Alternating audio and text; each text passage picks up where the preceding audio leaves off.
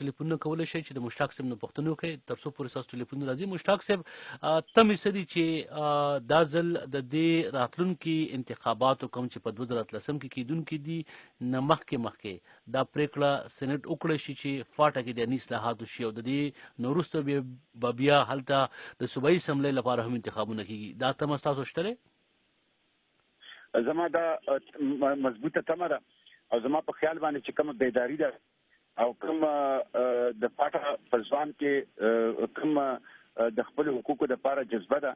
او کوم سیاسي جماعتونو اتحاد دی یا کمیټمنټ دی د پاټه عوامو سره د دې په وجه باندې د تبدیلۍ د پایا پرست باندې نشي ګرځېدل کېږي. د تبدیلۍ د پایا په مخ باندې زی پاټه له په هر صورت باندې خپل حقوق ورکول پکاري، بشري حقوق ورکول پکاري، آئینی حقوق ورکول پکاري او دا به ان شاء الله وسکیږي. کچري سېنات کې موږ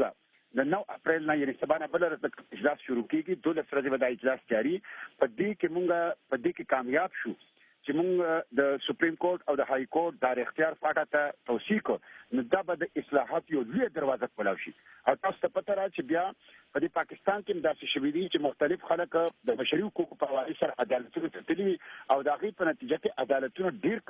قانون کلهدار کړی دی او د ډېرو قانونو جوړولو حوالې سره حکومت مشروطه کړی دی. زما په خیال د یو لویه اصلاحات او ریفارمز او فاټه قومي اداره کې د شاملولو فاټه د حقوقو لپاره به یو ډېر لوی جمپ راو شي، یو لوی دروازه به کولاو شي او زما د دې نه ډېر زیات امیدونه دي ان شاء الله چې آینده 2 کالو کې به فاټه د موجوده فاټه نه بلکې دا په بشري حقوقو، دا په آئیني حقوقو، دا په ترقۍ باندې یو ښایسته فاټه وي.